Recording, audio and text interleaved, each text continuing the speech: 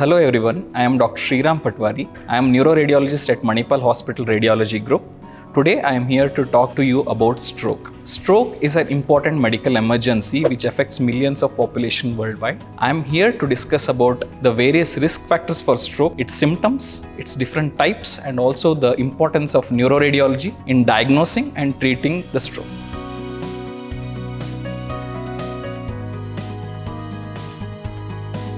Stroke is caused by sudden disruption of the blood vessel by a clot. There are two ways in which it can occur.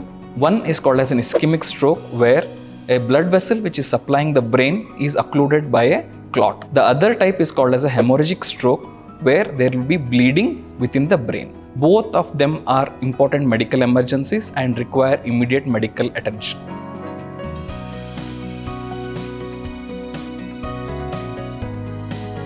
There are multiple risk factors for stroke, the most important being hypertension, diabetes, obesity, smoking, which are all the modifiable risk factors for stroke.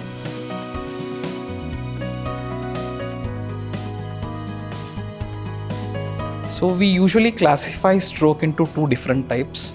One is a non-hemorrhagic stroke, where there is a part of the brain where the blood supply is lost by a clot within the blood vessel. This requires immediate attention. The other type of stroke is called as an hemorrhagic stroke, where there will be bleeding within the brain parenchyma.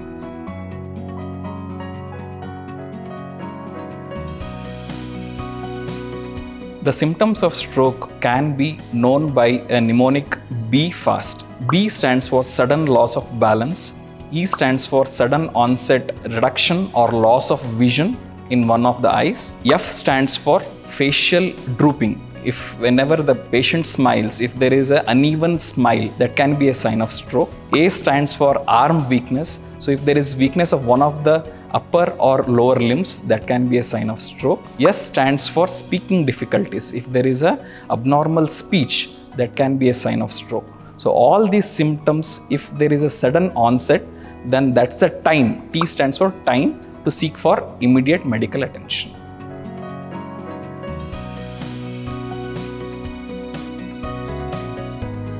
Neuroradiologist plays a pivotal role in diagnosing and treating strokes. Advanced imaging modalities including CT and MRI are used to diagnose these conditions.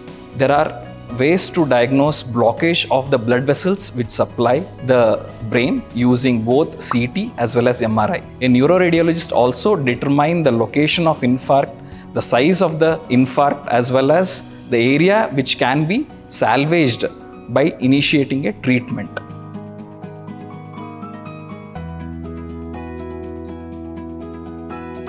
There are various options which are available, which depends upon the time of onset of the symptoms. In an ischemic stroke, if the patient has symptoms within 3 hours, then thrombolytics can be used. There are also mechanical thrombectomy measures which can be done to remove the clot from the blood vessel. In hemorrhagic strokes, the management is more conservative or sometimes surgical, where the clot can be removed to reduce the pressure. In conclusion, stroke is a very important medical emergency.